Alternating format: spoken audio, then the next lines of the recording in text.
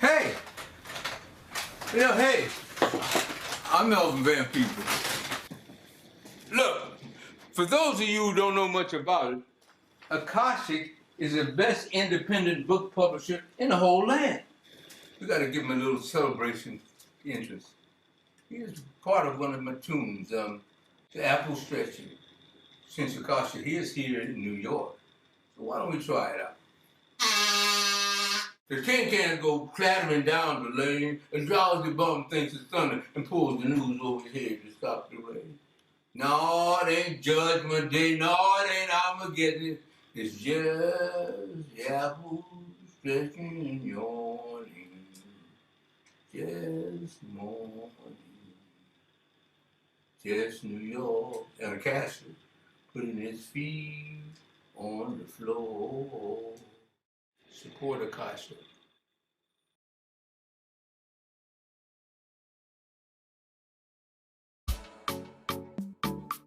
Breadfruit Media is a US-based podcast production company that prioritizes the development and production of podcasts by people of Caribbean heritage. Founded by Jamaican-born Carrie Ann Reed Brown of the Carry On Friends podcast, she created Breadfruit Media to support representation of the Caribbean. Check out Breadfruit Media produced shows including BCLF Always Lit, Bridge to You, Carry On Friends, Millennial Health Podcast, Strictly Facts, a guide to Caribbean history and culture, and Style and Vibes. Listen to any of these shows on your favorite podcast platforms. To learn more about Breadfruit Media, visit their website at www.breadfruitmedia.com. Hello, it's Shakira. My short story collection In Time of Need is now available as an audiobook, so please get it, and if you enjoy, leave a review or a rating. You good for nothing, father wants to come for you in an hour. It's my first time on an airplane. I can't believe I'm on an airplane. Leon hit me again. I don't think lunch and meat lips would be appropriate anymore, you being an officer of the law and all. I first met Betty when her son stole my car. Shakira Bourne's In Time of Need, the audiobook, is now available on Nook, Apple, Scribd, Google, and wherever audiobooks are.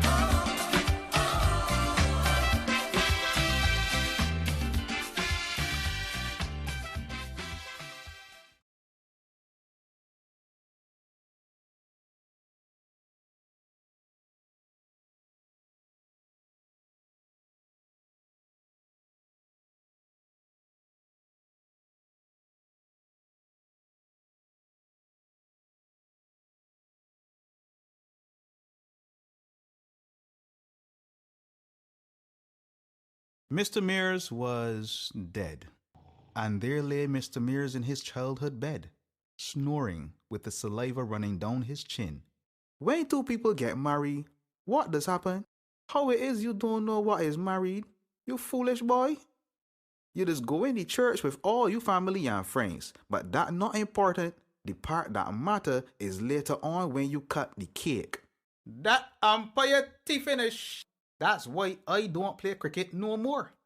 Cause I just walk with a Collins and I would give one of them umpires a big lash with it. Storyshift presents the audiobook for In Time of Need by Shakira Bourne. Get your copy wherever audiobooks are sold.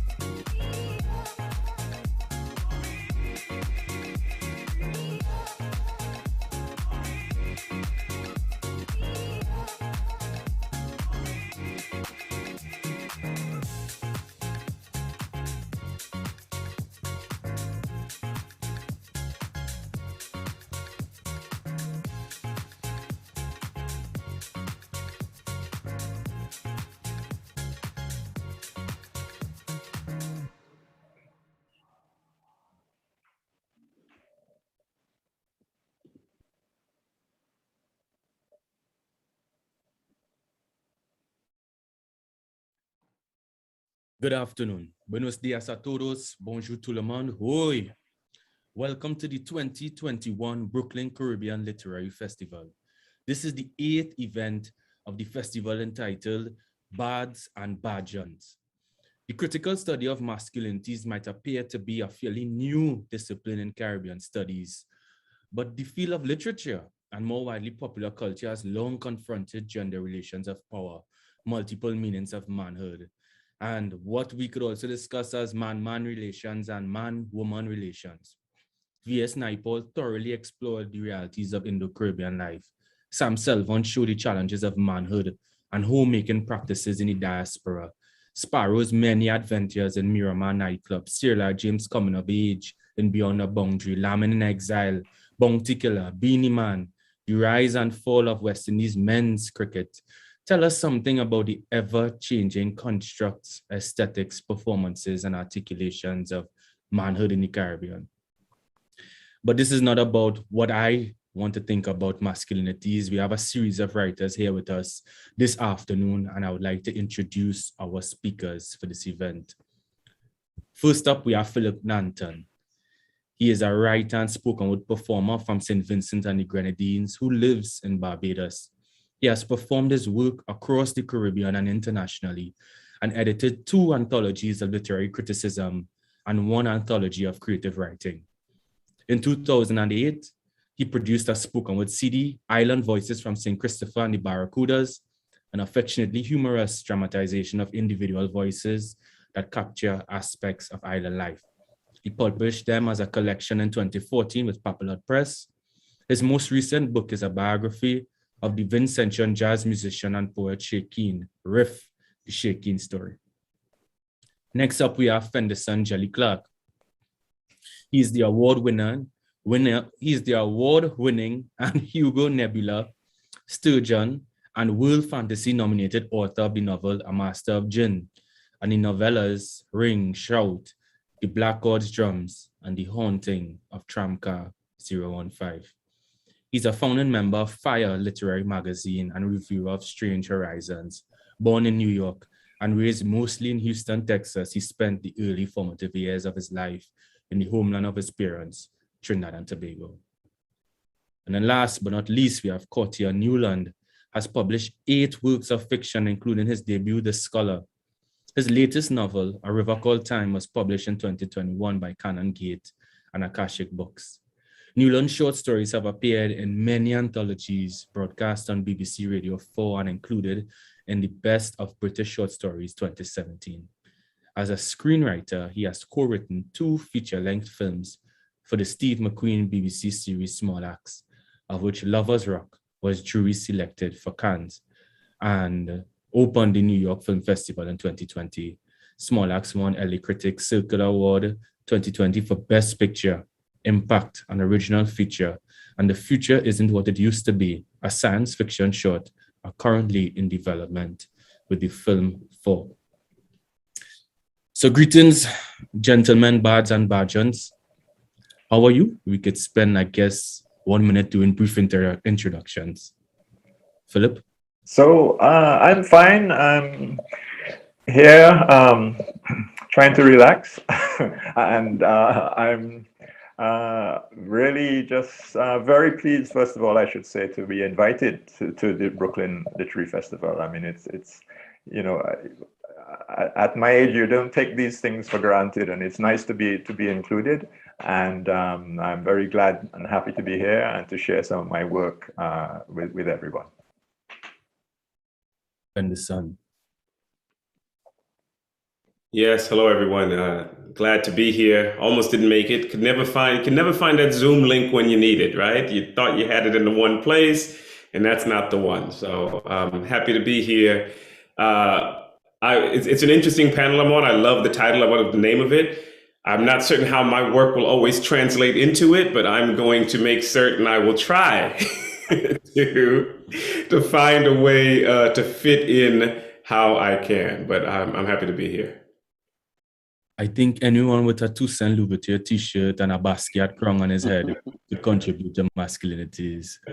Kotia? Yeah, I'm real good. It's Sunday evening here. So, yeah, I just had my dinner. I'm chilling. The kids are quiet, as you can hear. So I'm always grateful for that. And I'm really grateful, like Philip said, to be on this panel. It's a very esteemed panel. It's a very, very important subject. And I feel like it's something I've just been trying to get my head around, like consciously. My next collection of short stories, I'm planning it to feature. It's going to be about Black British masculinity. So it was kind of timely to be called on this panel to talk about a load of thoughts that I haven't quite articulated yet in my head properly. You know, it's like Winston was saying. You know, it's just like, you know, you're trying to, you know, your work does tie into this stuff, but you haven't really consciously thought about it. It's been more of an unconscious thing for me, at least. You know, so but I'm just speaking it into being, and I'm really glad to be here with these guys. It's amazing. So thank you. Greetings. We have three big men who write about the Caribbean situation, the Caribbean American and the Caribbean British situation. And I can have a very kind of big question, I guess. I'll put some context to it before we go. I get this sense that men in Caribbean literature, have approached a crossroads where we acknowledge the 20th century migration flows as a wave that helped birth a generation of West Indian writers, but who were primarily based in the global north. Caribbean poets, essayists, and novelists now had a chance to be paid for their craft and get publishing deals that even created livelihoods. And this was very hard to come by for those who stayed in the region. What followed was an important wave of women writers in the Caribbean and its diaspora who gave attention to neglected issues and even perspectives. Curiously, gender issues, the household, sewing machines, and peeling green figs were seen as women's issues. But much of this has begun to change, and there's a broader consciousness about the way boys are socialized differently from girls, the horrors that some men in their acts do, and that our societies give social license for. Even some of our famed writers have had to account and pay the consequences for their actions outside of the world of literature. So my question to each of you is, in what ways is your creative writing in conversation with male Caribbean authors who came before? And therefore, in what ways is it in conversation about the definitions of Caribbean manhood? Philip. Wow, that feels like a PhD question. Really is. So, in what way am I in conversation with other writers? Well, male or female.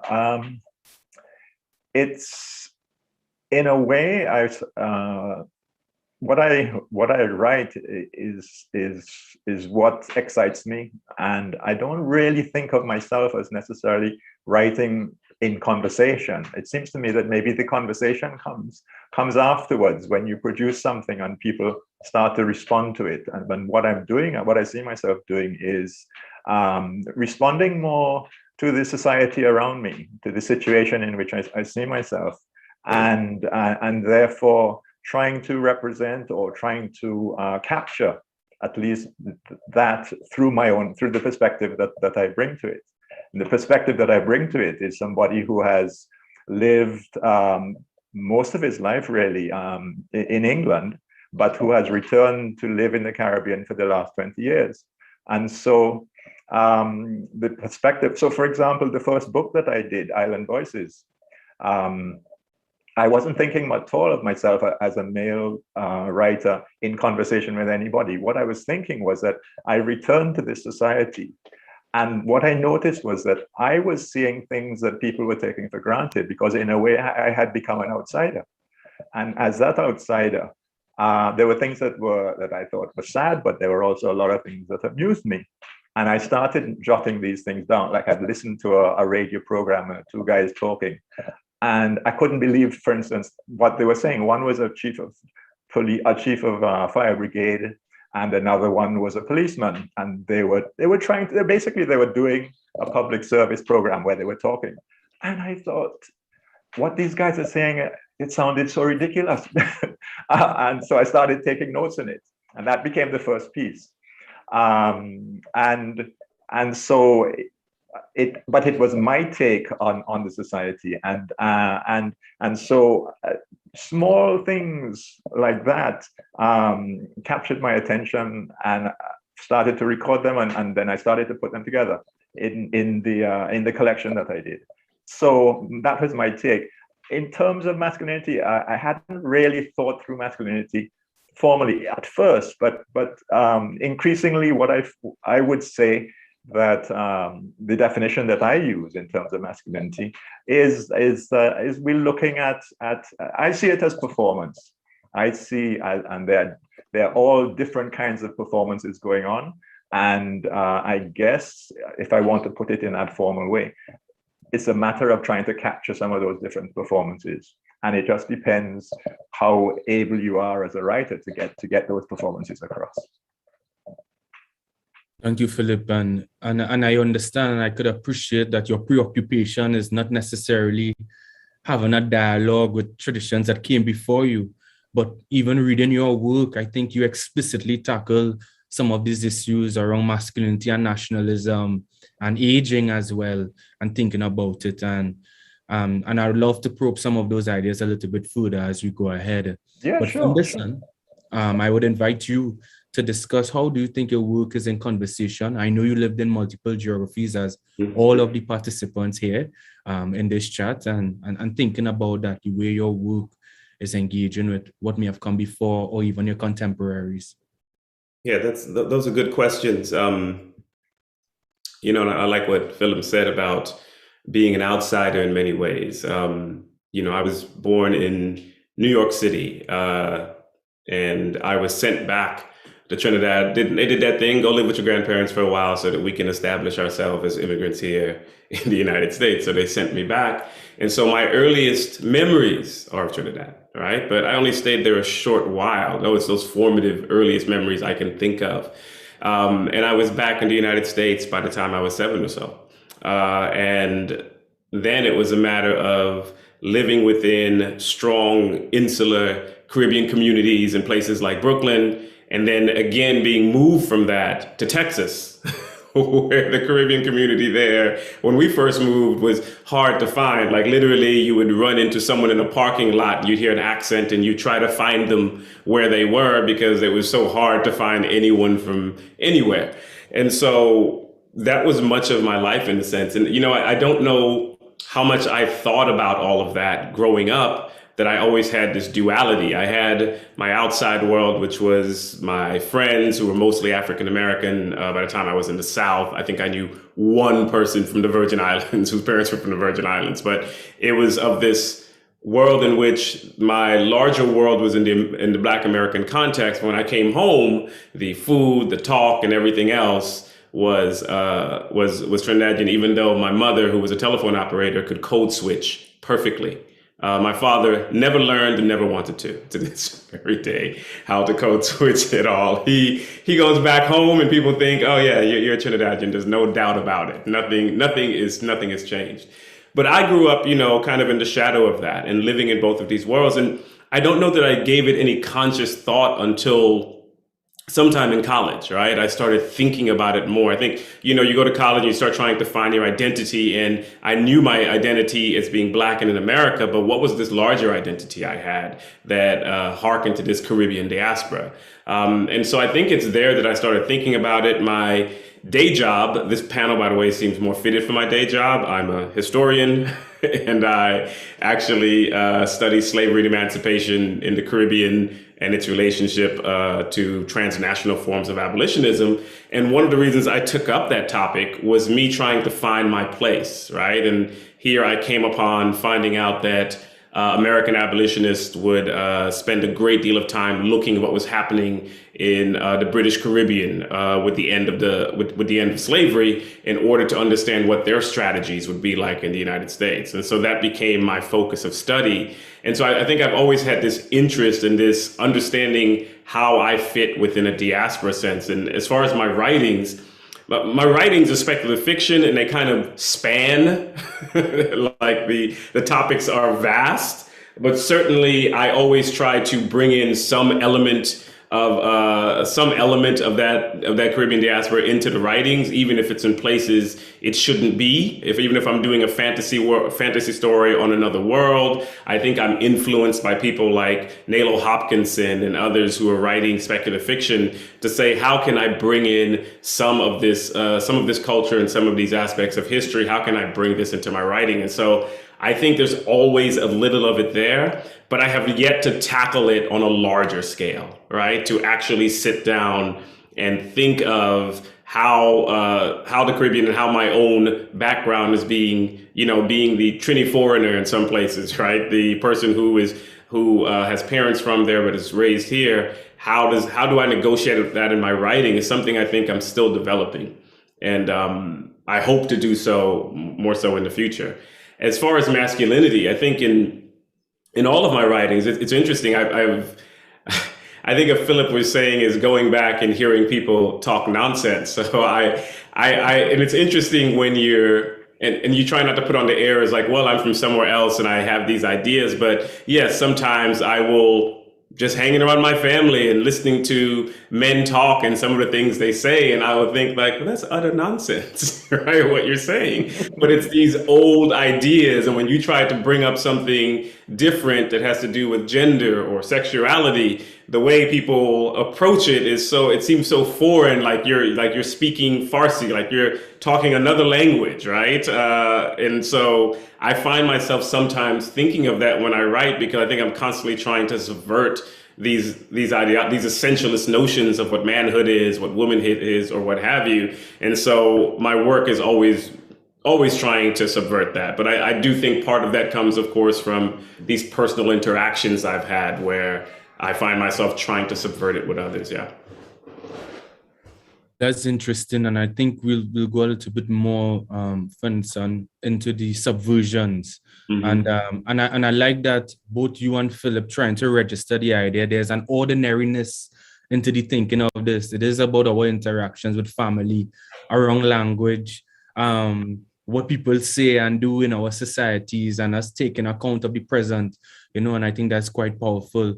But Coach, here you kind of give us a piece of a vision of the future of the work you'll be doing in your literary wish list around Black masculinities in British society, and I'll be interested to hear about what kind of ideas you're interested in playing with, having in mind that you'll be speaking a lot about the Caribbean experience there that helped shape that very Black British identity. Yeah, it's interesting to hear those answers actually, because how I came into writing in the first place was because I was going to write essentially what was going to be a Windrush novel. So Windrush, the first mass migration of Caribbean people to the UK. That was the ship, the big ship that everybody remembers, basically. That I was going to write a story of that. That was going to be my first novel, basically. And my idea was that I was going to chart two men who met on a ship like that, and then came over to the UK and settled in the UK and looked after each other. And then I was going to chart the fact of them becoming friends, and them having a brotherhood, lifelong friendship, and then their kids, and then their kids. Basically, it's going to be a generational novel, and that was my big idea for my first novel. And so I started. I talked to my grandfather. I talked to the old boy across the road, John T, and I talked to him about his experiences, and I started writing this stuff down. And then I think I was about 7 chapters in, maybe about a year and a half into writing that book, I encountered Selvon. And I hadn't read Selvon, and I encountered Lamin around about the same time as well. I'm like, oh my God, man, this is like, because I'm from West London as well. Let me tell you this, yeah. So not only was he writing about that experience, but he was writing about exactly the same place, So I was just like, oh my gosh, this guy's done it. He's done it. He was there at the time, he was writing it down at the time as well. So it's all very, very present in what was happening in the moment. And I'm trying to recreate all this stuff decades later. And I was just like, boy, it's been done, I can't do a novel, my first novel, to come out, and I'm doing something that's been done already. So I was stuck for a bit, man. I was sitting there like, head in my hands. All right, my project's done, 7 or 8 chapters in. I mean, I was going off anyway. It wasn't working anyway, in the sense that I didn't know what to do next. I hadn't structured it or plotted it out properly. So I had no idea what was going to happen in the middle of my book. So I had that problem as well. So in thinking about that, I started looking at, the language. I started looking at the place. I started thinking, you know what? actually what I could do was write about this generation of young men, you know. So instead of trying to do that Windrush era or the era that came next, which was my parents' era, you know, I could do my era. That hasn't really been done. And I said it in London, I said it in the same area, but I'm talking about my experiences of what I went through. And that became my first novel, The Scholar. And that was published in 1997. So in answer to your question, I feel like I was always in conversation. I was in conversation with Selvon very much so, you know. I was like, okay, I'm going to have my characters walk the same streets. I'm going to develop the dialogue and the language that he was talking about. And some of the words will remain the same even, you know, and some of the words will be vastly changed, you know.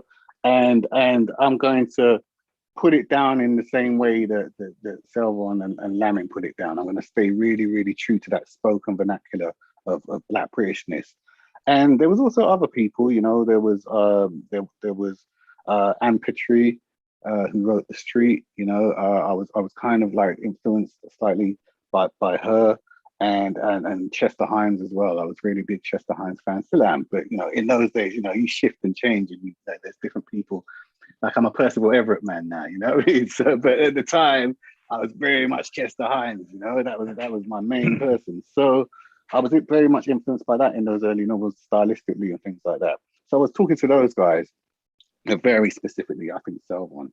And in answer to your question about masculinity, yeah, it was in the book. It was about two cousins on a council estate in West London, and it's about them. It's a coming of age story, you know. It's about how they tried to protect each other but split apart over the course of one summer.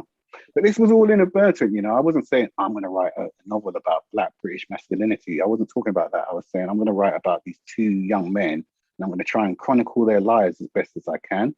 And then slowly through other stories, I came to realize, oh, I'm actually talking about Black masculinity in the UK. You know, I'm coming back to that all the time. That's my road. That's my path. That's my precinct. You know. That's brilliant, and I think what would enhance the quality of the discussion we have today is getting some of that language, some of the geography, some of these characters that you all write about. So I will open up the floor for a reading from each of you. But before we do that, I would like to acknowledge someone who was supposed to be here but is not present at our panel discussion today. Our good friend and writer, Jacob Ross. At the moment, he is confronting some health-related matters. So all our love, solidarity, and prayers are with him for a good recovery in that process. And we really acknowledge him, his perspective as a Grenadian, his contribution as a writer and editor for many young voices from the region. So much love and respect and big up to you, Jacob Ross. And we hope that our listeners and viewers could appreciate that we won short today. But of course, everybody here is qualified and competent to ensure that we have a quality discussion and reflection this afternoon. So now I'd like to invite Philip to read for us, and then we'll go to Fenderson and then Cortia. Well, thanks a lot. I'm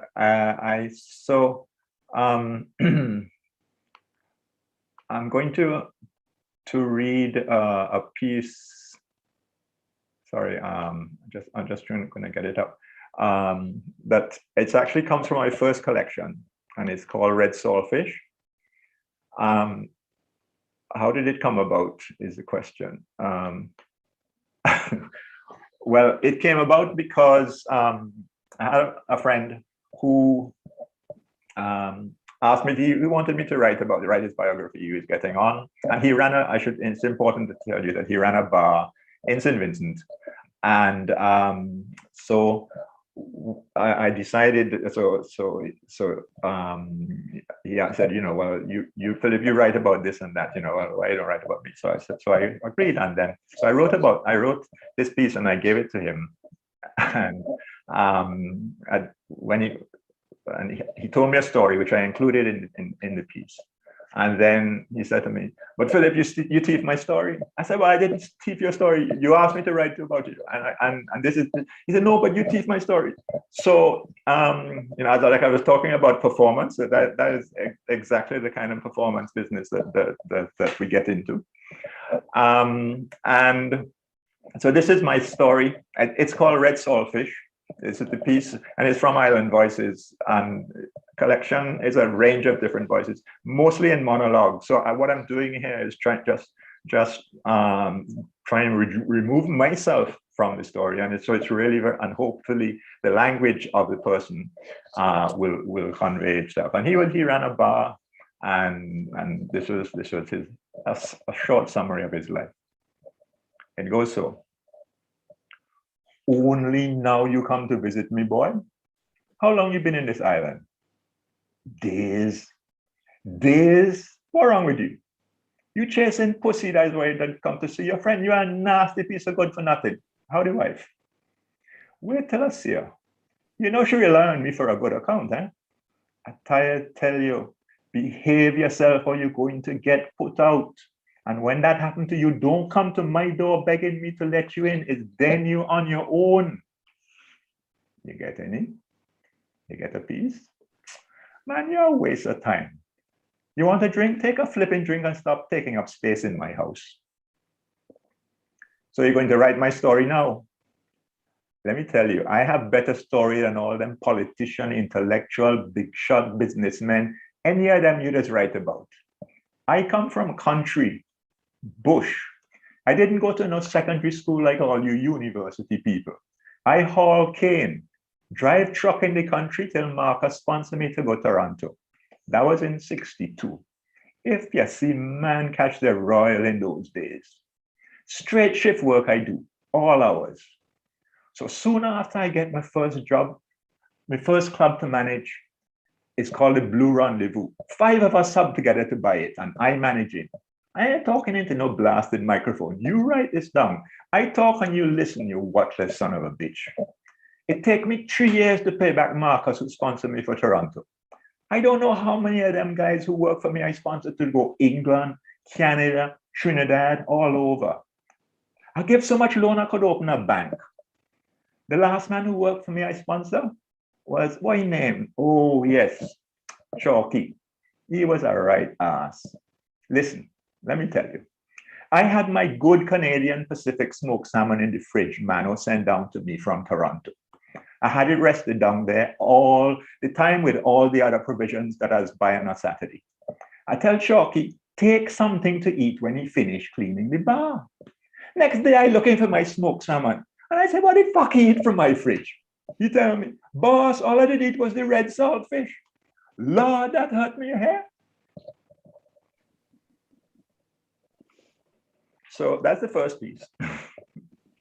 And I guess you might say, well, this is real old-fashioned men carrying on in Caribbean. But it is what I was trying to do is capture a certain kind of reality. Disrespectful. I had nobody talking to me like that. Chalky's the most disrespectful person in that, but he's disrespectful. But no, it's quite interesting. A very powerful voice, by the way, an achievement there to give life to it. But thinking about intimacy to the person he's speaking about, because there's a level of trust and confidence, but the whole social power and women and education and lack of it, labor and migration, but even the role of sponsoring. So the kind of economic reality is very powerful, and I think it's very much to what you were speaking about, Philip, when you really introduced this topic and what you were trying to achieve. And I love to understand. Sorry, go ahead. One other thing I wanted to say is that nobody is all good and nobody is all bad. And so, you have to deal with the reality as best as possible. For sure. And I think those complex representations become useful. But again, these political ambitions we have as people make us think about where we want to direct some things. Now we're going to Fenderson next. Big up Fenderson. Yeah. So that was, I love that reading. I just think of what Philip was saying about masculinity being performed, that so much of it is performance, and how how we interact with other men, even when we're around different other men, how we comport ourselves, how our very body language and everything changes around other men. And when we speak, it has to be this performance. And I think it's just an interesting thing to see when you were saying that. Like, I could see that. I could see myself going back home, sitting somewhere at a rum shop or just at home with a Carib and just watching some family members, some friends go back and forth and just loving it for the performance of it, right? So I love that. So what I'm going to read, as you know, as Amilcar will tell you, I didn't know what to read because the title of this panel did not fit a lot of my work. And so I was like, and we'll be talking to the folks at the Brooklyn Caribbean Fest about matching authors with topics, but it turned out that my wife reminded me that I did publish very recently a short story for children. And the short story is called Percival and the Jab.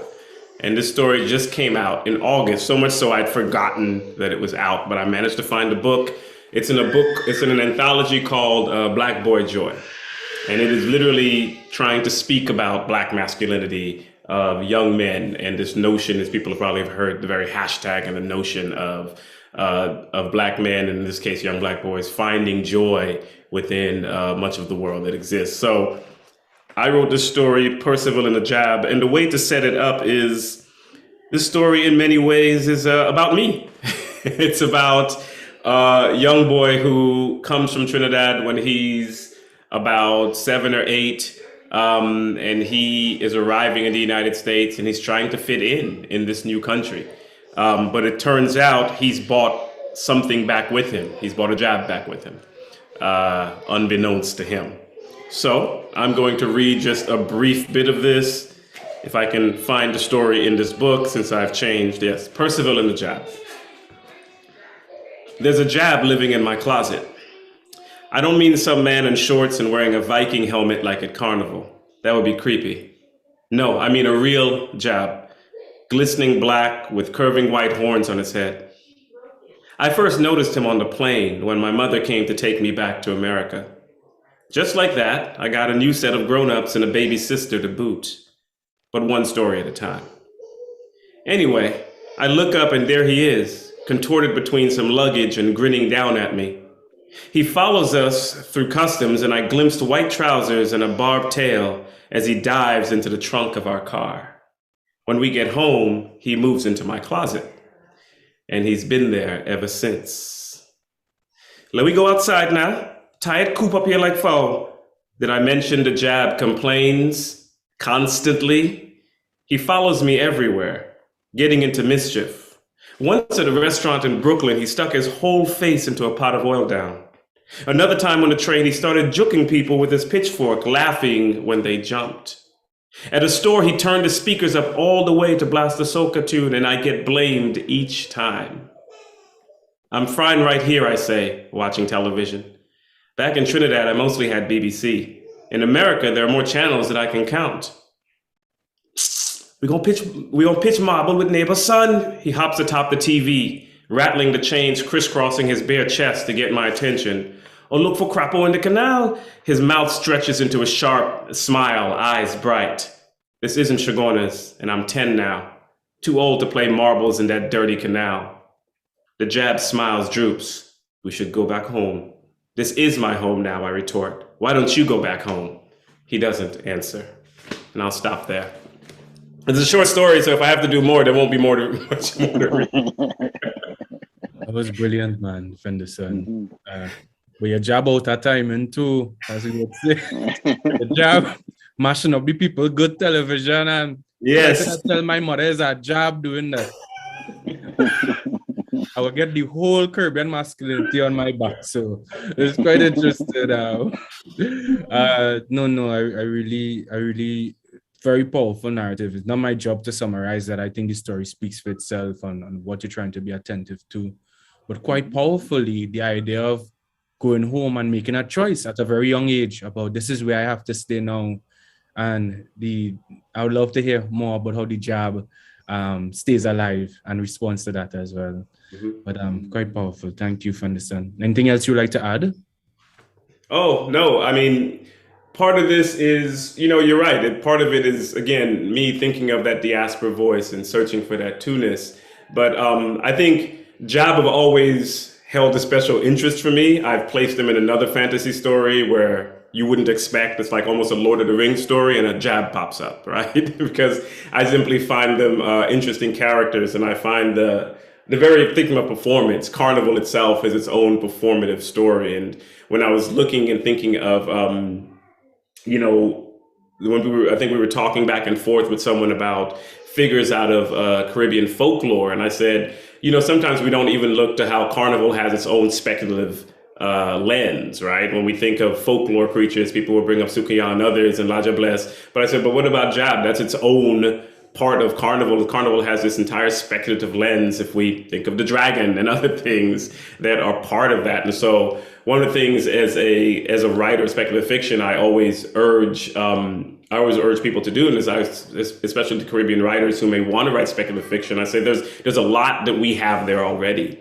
that we can pull from and think of it in new and different ways. Yeah. Really appreciate that. Kotia, you next. Yeah, thank you. Yeah, I really love that story, and what I love about it, like most, is the fact that I've read a lot of fiction where people are struggling to connect with the myths and legends and deities of their ancestry, of their heritage, and yet this one is very much alive, and your story is just there. It's like he's alive. There's not hazy. It's not. I read a story one time where it was a Legba, and a Legba was flickering in and out of existence. He said, "You lot don't believe in me anymore." You know what I mean? So like, I can't. I'm hardly here. I'm in and out of time. But Jab is there. You know what I mean? He's very much there, and he's very much alive. And it's about, in that story, it's about what you. All right, you're trying to make your space in this new home, but you can't help but carry the old home with you. You know what I mean? It's just there, and it's very, very vibrant and present. And I just thought that was a really, I love. I'm doing a PhD at the moment. I'm actually doing my Viva on Wednesday, and I'm talking about that the cultural cohesion that we have throughout the diaspora. Like just and how we express that in literature, and how we express that in Black British literature. And too often, I don't know about it elsewhere in the diaspora, but in the UK, we're always talking about post-colonialism and about loss and hybridity as being like almost like hybridity is like half and half makes a whole, and because it's half and half makes a whole, you lose something. Whereas I see hybridity as 1 and 1 makes 2, maybe 3 and 4. You know what I mean? And it's an addition rather than a subtraction. It's like, how can half and half make like, or how can you have like half and half and that makes like 1 when really you've got 2 whole identities there? You know what I mean? Like 1 and 1 makes 2, right? It don't make 1. You know what I mean? So how is it half and half?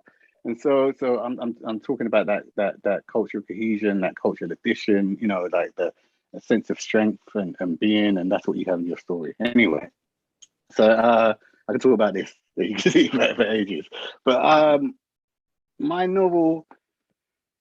current novel at the minute also is slightly a bit of a disservice for this topic, because in this novel it's set in a parallel world where slavery and colonization never actually happened. And because slavery and colonization never actually happened, African cosmology is the dominant religion. That's the good bit. The unfortunate bit about it is that the Caribbean doesn't exist in its present form, because slavery and colonization never happened. So yeah, it's very indigenous, but we don't have that the sense of, we don't have a Jamaica in that sense. We don't have Trinidad, we don't have any of that stuff. So it was funny when I was thinking about this book, when the realization hit me, I remember very vividly, I said, oh God, the Caribbean doesn't exist. I mean, in that sense, but then even in an even greater sense, like Nigeria didn't exist, Ghana didn't exist, the nation states, the peoples existed, but those delineations of like the continent being carved up in that way didn't exist. And in this world, I have a character. It's a very, very, very complex story, but in this world, I have a character who learns through astral projection. He can travel to parallel versions of himself. So he doesn't move through time forwards and backwards, he moves through time sideways. And in the first parallel you see him in, he's struggling with his sense of privilege. He's of the poor, but he's managed to elevate himself away from them. And he's not yet come to terms with what that means. And he slightly is doing the poor working class people in his zone a disservice. You know, he's a writer, but he writes basically untruths about them for mass media, you know, and that is put out into the world. And so that's who he is in the first parallel. Then he discovers that he can move to these different parallels. And where we meet him in the section I'm going to read is a second parallel where he's part of a kind of religious cult in a sense, or a religious group of people who believe that they can actually nurture the poor people in their area through the use of astral projections, chakras, meditation. They're using all these things in order to uplift the poor. And he's one of the central leaders in this. In the previous parallel, when he was a journalist, he was writing about these people in derogatory terms. But now in this parallel, he finds himself one of them. I'm just going to read the section where he's been through quite a long meditation, and he's woken up to find there's been an uprising in his zone, and he's just walking through the zone, and he's greeting the people to let them know he's okay, and also to give them a sense of solidarity. The walk took them further away from the high street, deep into the quarter and maze of terrace residencies that map their territory, Charlton Estate, an outsider's zone. That was clear. Incense spelt sandalwood ghosts. Gardens were filled with squat candles set in the form of their six-pointed star, the centered O. More difficult to see in low light were the spray-painted murals, orishas, gods, deities, angels and symbols, adorned every surface, walls and fences, doors and windows, sidewalks. I actually said pavements, but this is the UK edition, so they changed some of the words. Prayer flags, symbolic representations of the chakras, crescent moons, triangles, upward swells.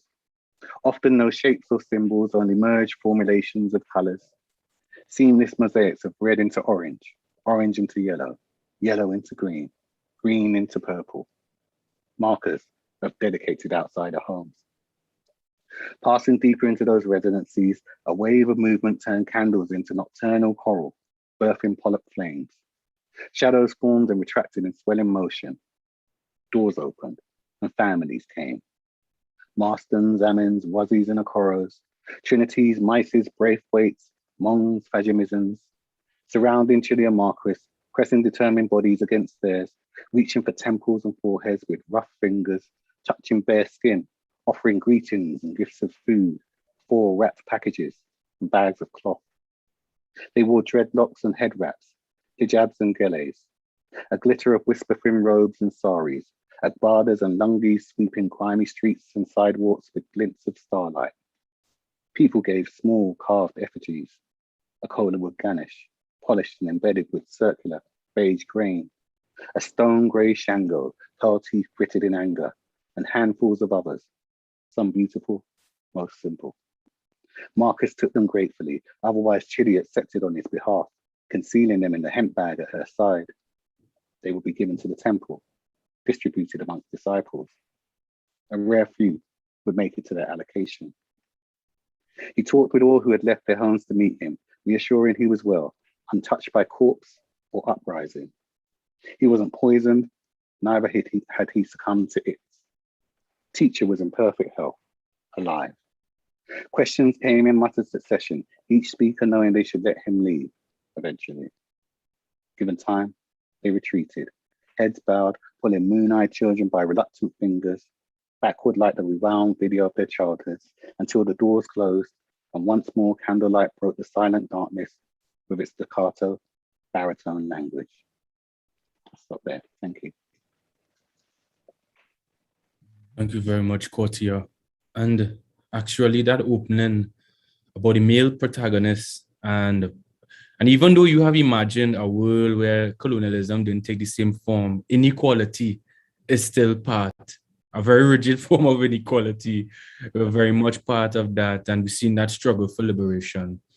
But I want to use that question of the male protagonist into something, and I want us to reflect on for ourselves, not just our idea of masculinity as something that we take up in our work or not, or in this type of way, but it's really advice to younger male writers. Like, I have seen, and some of you all know, the type of psychological challenges that many writers face, men and women, but particularly men around their expectations. We see how men who were there pre-independence struggle to live in that post-independent reality. We talk about language. Use of standard English is one. In the post-independent nation state, gender and language will take on a certain tone where it is more manly, especially by younger people, to speak only our national Creole. And I remember when I was young and I heard people speak standard English, there was a homophobic response we had to that. That is the type of, and in the past, it was almost entirely understood by class about who speaks what and the education. We also see around mental health. We see Philip Nanton has a beautiful idea of the itinerant man, you know, the migration that we could take. And you have like a wife in every country you go to. And then your wives, the inside children and the outside children, it could lead to a serious estrangement between you. And sometimes all men have are their books. And a very wobbly legacy in Caribbean literature. And as you all know, if you come home to the region sometimes, you don't have the institutions, grants, and fellowships to support a certain quality of life you may have experienced.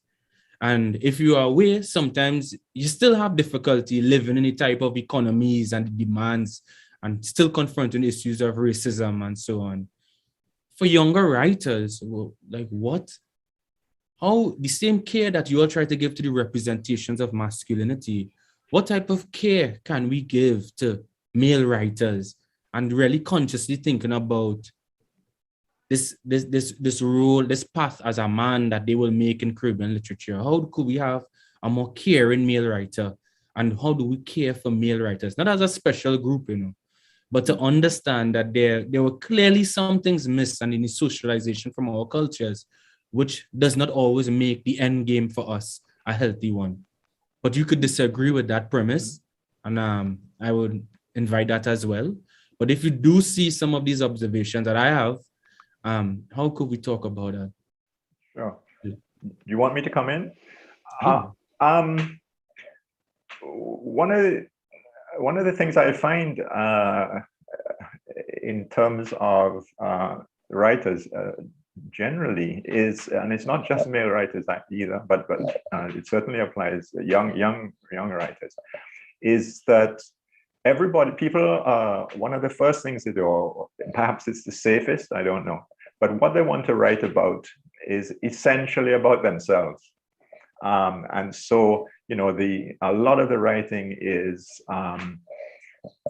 very often it's about the hard times that you had, you know, how tough it was, and then it will be about, you know, it is very much focused on that experience. But from my point of view, I think if you want to be a writer, you have to be able to write in a way that, and the word I would use is empathize with other people, you know, and that includes women. So you have to be able to write, say, not only as a young man who is going through certain kinds of experience, but you have to practice your craft to be able to write about an older man and write, you know, to present the experience of an older person that you may not have been, but you have to convince your reader that the writing is able to do that, or you write in the voice of a woman and you write in terms of the experience. So one of the things that I try to do in my monologues, for instance, I can really only just talk about myself, is just say, well, for instance, I have a monologue that I write in the voice. I wrote in the voice of a woman who is a volunteer in the church, and her job is to clean the pews and help out and so on.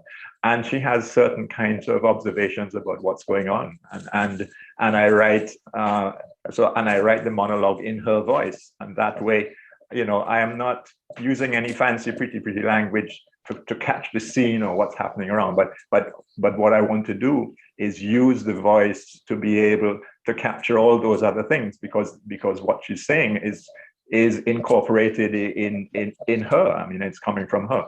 And so I would say, if you're looking for advice to other writers, I mean, well, it's really not in my place to give advice, but I feel that I would say that it's important to be able to be empathetic to other voices and other situations. I mean, a classic example of that in the Caribbean, in Walcott's Omeros, he writes about a man called Major Plunkett and his wife. And Major Plunkett is a retired military man who is a retired colonial man. But the way in which Walcott writes about those two people, you feel the empathy for those people. And so in terms of the issue of writing, it seems to me that, it's a matter of honing the craft as best as you can. Thank you, Philip Fenderson.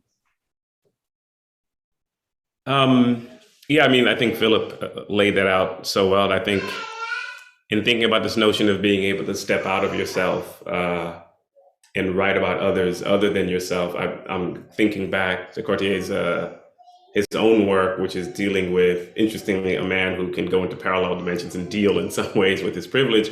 And now if we're just going to talk about Black male writers, and I can talk about writers or creatives or what have you, I think there is a times in bridging those two ideas, I think there's a times a difficulty for many Black men to see themselves as figures who have privilege, who have some form of power dynamic. And part of this is because whether it's our literature or music or what have you, have basically taught us in a sense that we are almost in some senses we are the quintessential victims of the larger societal forces, right? That it's basically, it's often like the Black man, what are Black men going through? What are Black boys going through in a sense? And that is not to say that we are not, right? Of course, we are the victim. We are on the receiving end of all of these various forms of racism, colonialism, and so forth. But when we place ourselves in that role, it sometimes becomes difficult to also see that, well, we also have privilege. We also have exercised powers against others, whether it's for gender, sexuality, whether it's class or what have you. And the reaction, sometimes when you bring that up to someone, and many of you may know, can sometimes be, people don't like to be told these things.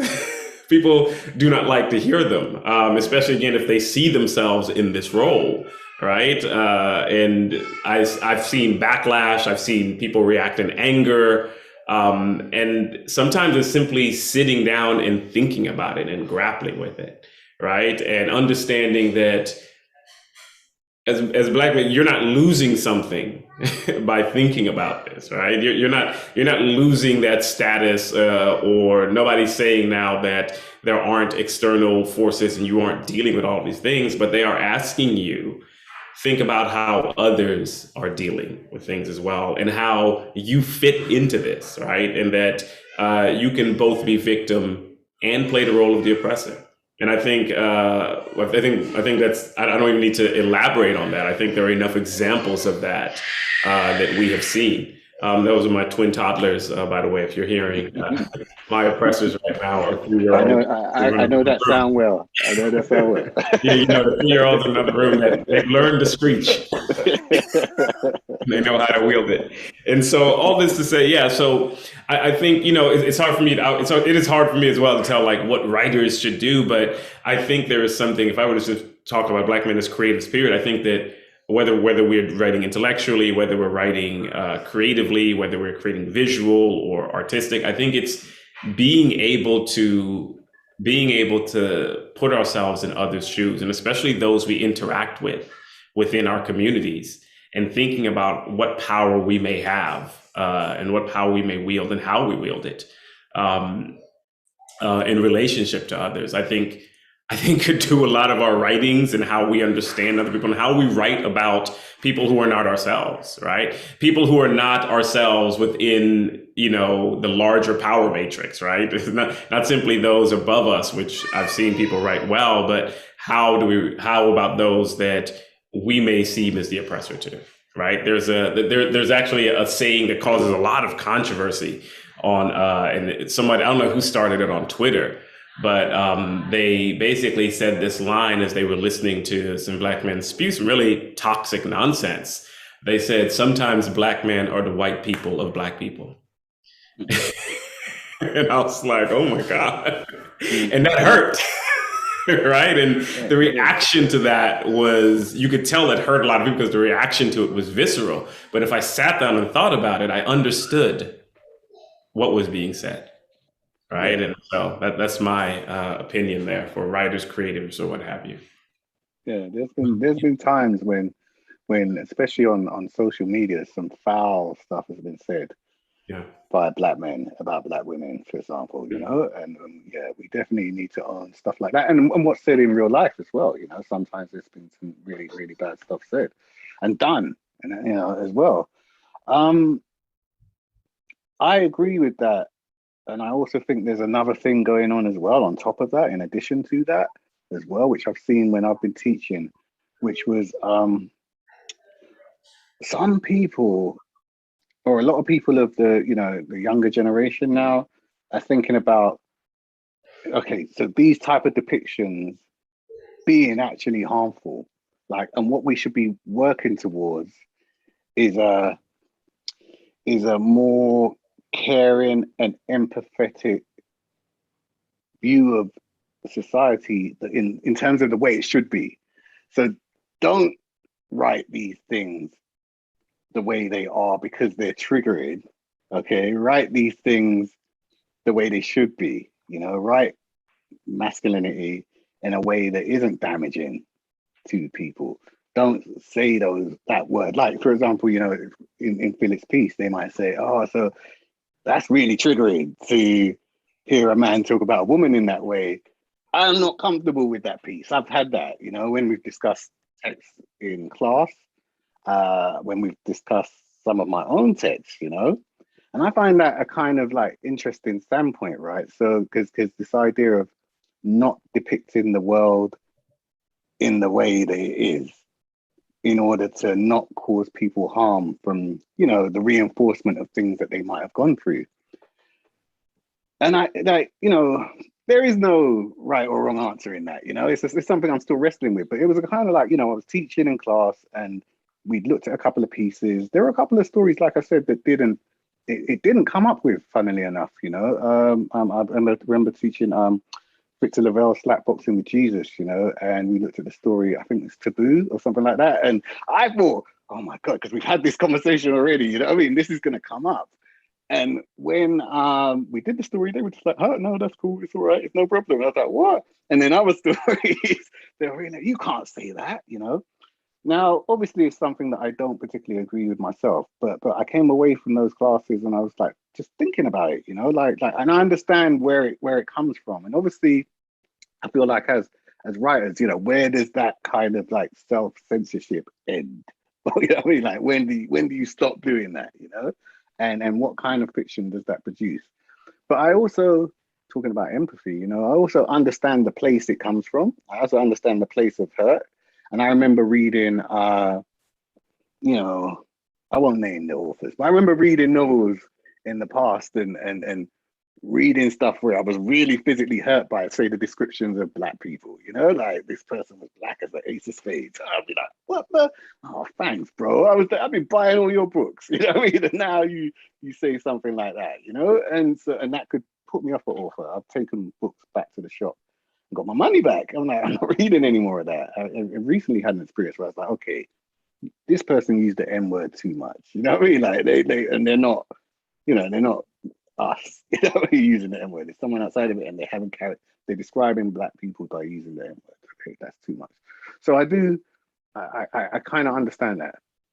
I don't really have an answer for it, but I know, especially even like within. So these people were saying, these were young people, you know, they were very, very young writers. They're in their early 20s and they were expressing these things. We had to talk about it. We just talked about it, and I said, okay, this is my point of view. They said, this is our point of view, and it was all cool. But even when we did Lovers Rock, say, for instance, and I don't know what you guys got from Lovers Rock in the States, but what happened with Lovers Rock in the UK was kind of entirely different. So there was a lot of backlash in terms of the depiction of the way men would, you know, we portrayed men in the film, you know, and a lot of people were very upset by that. I had a conversation recently with someone where we did a screening, and a woman was really upset with me about the way the scenes that we've done. So I said, but these things happened, because my aunt said, and then someone else I know said that this thing happened, and there was this guy that we all know that was running up in dances, and he was doing all sorts in the dances and behaving really badly for years, and no one did anything or whatever. And she said, yeah, I know it happened. I'm not, as a woman, I know that there's always one of these characters in the dance. But as a writer, you have a responsibility to not talk about that. And this is a real point of view. This is a real, and I listened, I was like, okay, you say your piece, I say my piece again, we go back and forth. But this is like an opinion that a lot of people think. So I think, sorry for taking up so much time talking about that, but I think it's really complicated. And also, like, it's a very real thing that's going on within our community and also outside of our community. And I don't know, that's how complex this discussion is, I think, at times. I don't know what you guys think of that. I just wanted to come in and say, Corti, I don't know how, I didn't even know the controversy was there, but I know in this household in New England, Lovers Rock, my wife and I, we talk about that episode constantly. It was one of the most beautiful artistic things we'd ever seen. We were just talking about it this morning, in fact, right? And did not know that you were, until it was said on here, you were the writer. I actually jumped in my chair, so I was like, oh, wow, you want to write us on this.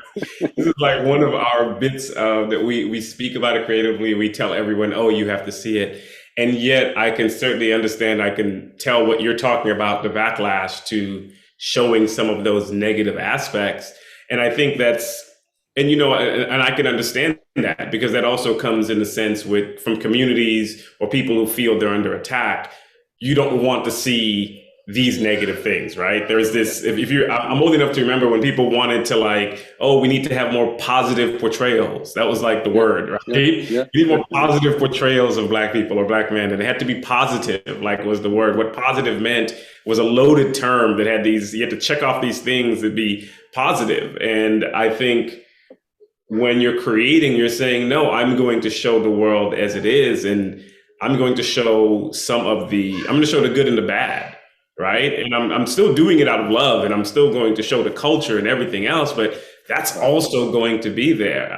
But it is interesting that people there's so much good in that episode, right? But the fact that people zero in on that aspect of it, that negative aspect of it, I think it says again, how much many people who are marginalized and are often stereotyped and have small representations of themselves, see that they have small visual representations. I can imagine they put a lot on these things, right? And what they should be and what they hope they should be.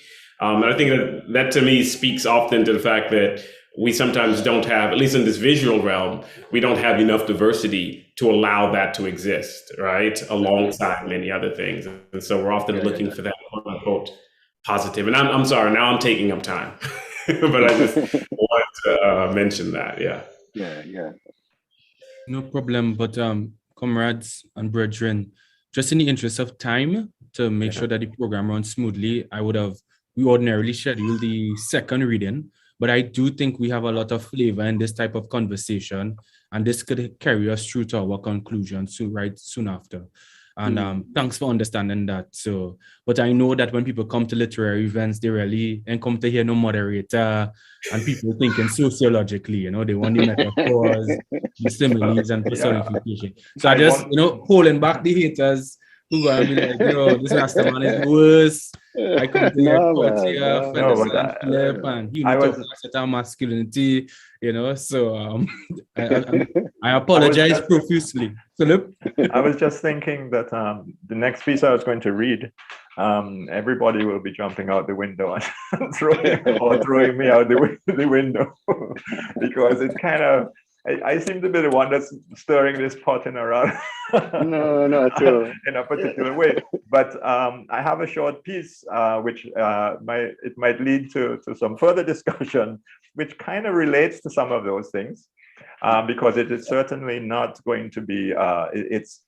it's to do with a guy under pressure, basically. I've been writing a few pieces like this, but it's not, and it's fairly short again. And what I would, if you will agree, I can just read it. It's called, the piece is called I'm Home, Dear. And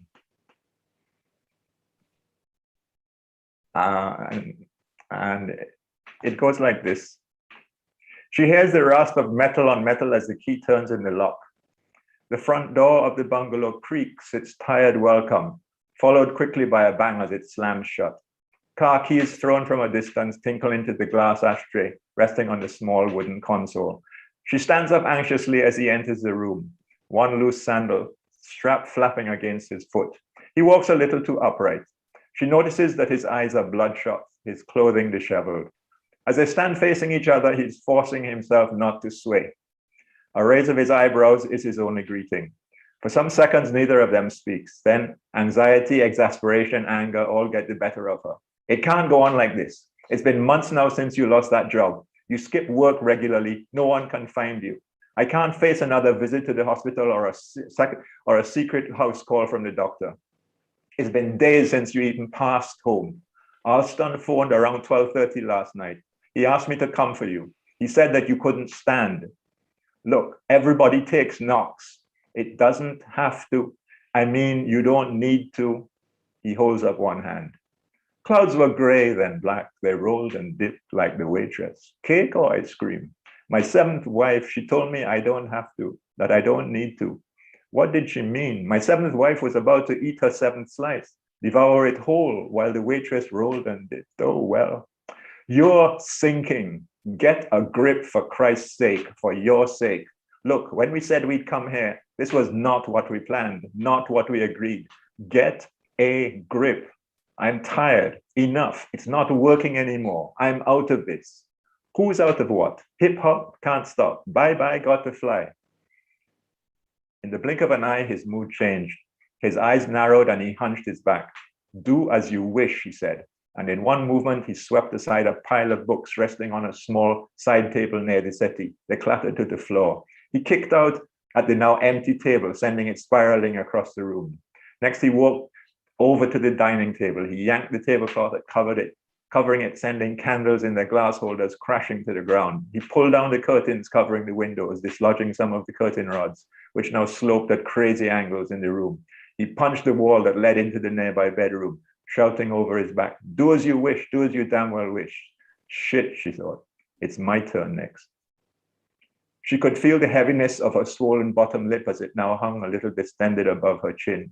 Around the edges of her right eye, just above the cheekbone, she felt the throbbing from the bruise that his wedding ring had caused as the back of his hand raked across her face. His left arm had come up so fast, but she saw it over and over now in slow motion. His left hand with its gold-ringed finger coming nearer and nearer till it floated up to collide with the right side of her face. Was it 2 or 3 times? She couldn't remember. As she sank to the settee, she had 2 simultaneous thoughts. Why is this happening to me? And how will I explain these marks in school tomorrow?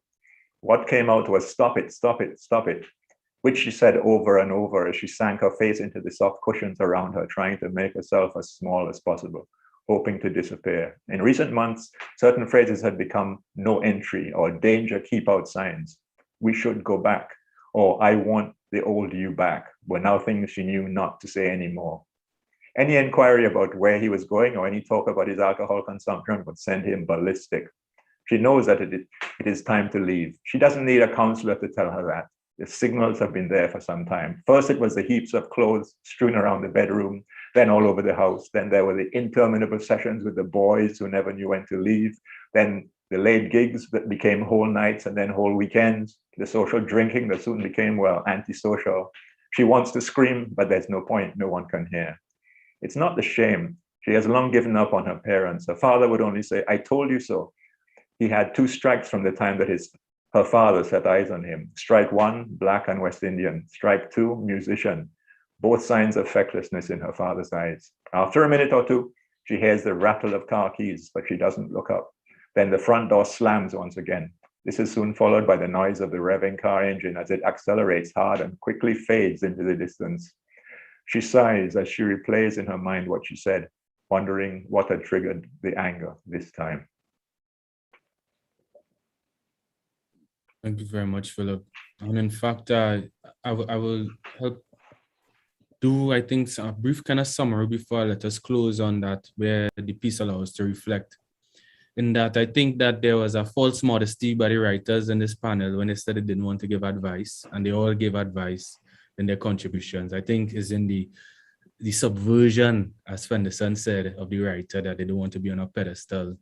But I'm hearing three themes of empathy and the understanding of voice, thinking through privilege and the power that men do also have. And then culture, I mean, we'll have to have a whole panel discussion on that. I think it's part of a debate that is happening globally. But, and across different themes, but accountability, and I really like how you invite it, which is my duty is to one, represent reality, but I also have a higher calling to interpret it in the interest of justice. That doesn't mean, for example, I'm an activist. I know what I see. In fact, people who don't do what I do tell me about that social experience. And it's quite amazing when I go to a workshop and they say, I can't use that word. This character, I don't like the ending that reproduces this trope. I was like, do you know that one of my fears in where I work and the people in my family is that you are an 80-year-old woman who sells salt prunes and your boys are in jail and you're in government housing and you will die possibly on the street or you're struggling with mental illness. That is not a mad woman trope. That is what I see on Henry Street, right? Yep. When I talk about young boys who are victims of violence at age 6 and 7 because they held a gun at age 5 that their father put into their hands, that is not my imagination and fiction writing. That is what I saw, right? That is the interventions we have to make. So sometimes I think there's a disconnect from the reality. And that should guide our political visions as well. And that is why I would like to perhaps push back on the notion of what job as writers is just to represent, to tell it like it is. And as we close, and we only have like 3 more minutes here, can you tell me about, in the work that you're doing, and understanding that there's a reason why we have a panel now on Bards, Badjohns, critical masculinities, what is part of your political vision for representing and writing about, but also seeing in Caribbean society, the lives of boys and men and the idea of masculinities in a healthier way, in a way that brings more justice, in a way that is also one that could coexist with women and people of different gender identities. And I think we could close there. But I appreciate all of the contributions that we have made so far. And we could start, we'll go back to front now. I'll go Courtier, Fenderson, and then Philip. Yeah, that's a really, really good and deep question. I think for me, I just have to write from a place of really, really, really deep compassion. And I have to make sure I put every facet of a character's human existence, their humanity into them. So whether they're doing things that are bad, I have to be able to articulate not just that, but articulate also that even if it's a tiny chink of goodness that they do, I have to articulate that as well. You know what I mean? I think it's very, very important to not make value judgments for the characters, you know, to say, okay, so this is a bad man. You know what I mean? Like every time I write one of those characters, I think, yeah, but how can I humanize him? What's the one piece of good he does? I don't believe anyone is out and out completely evil, you know. So even the most evil people we can think of. So it's about how do I find that chink, and how do I then illuminate that within the text, you know? And I do it for them, and I do it for also the people that they interact with. Yes. You know, it's again, I suppose I'm thinking, I don't know why I'm thinking Courtier, I'm thinking of Lover's Rock again. And I'm thinking of what I want to see more than what I do, and like what I want to see myself do. I love the scene, for instance, you have where it's the dance floor and it's all black men, and they are almost in spiritual trance and, taking part in the dance, and the way that they are able to be around each other and touch each other and everything else without, the nonsense I grew up in the 90s, people with the quote unquote no homo, no nonsense that I had to hear every 2 seconds, right? That I even indulged in until I grew, until I knew better, that to see these type of relationships that Black men can have, right? Just even in that scene, that they don't always have to be the strict performance, I think, as Philip would say, where we're going back and forth, where you could be vulnerable. Like that scene has vulnerability in it, and it has people relying on each other and simply showing this form of joy, right? And I guess what I want to see is a vast diversity of Black manhood. And I don't mean this means that, nothing's wrong with this, but when I say diversity, I don't mind this being like, I want to see the young Black boy who listens to heavy metal. That's not what I mean by that. I mean, that's fine. That's fine. But I mean like the everyday round-the-way Black male that we think of, like you were just saying, the everyday people that that they can enjoy this thing too, right? That they can also enjoy themselves and enjoy each other and have these really strong emotional bonds in many ways. And I'd love to see that. And I think in Philip's work, I that little piece you just read was so, I think what Amilcar says is so perfect. It's chilling in its own way, in that it's revealing these things, and yet there's accountability there, right? You can't walk away from that. And by showing especially the perspective of the victim here in many ways on the receiving end, you can't walk away from that and think, oh, this is a good guy, right? And what he's done as well. I think there's a way that you can. I love that, showing that accountability for Black manhood and Black masculinity, and not being afraid to tell those stories. Yeah, I mean, the stories that I tell come as and I don't really know how or when or why, and it's I think if I wrote within a political agenda, I mean, I would not be a writer of the kind of writer that I am, in the sense that if I'm wanting to, because a lot of what I'm writing is about. My sense is that if I can represent the situation as best as possible, then I feel that people.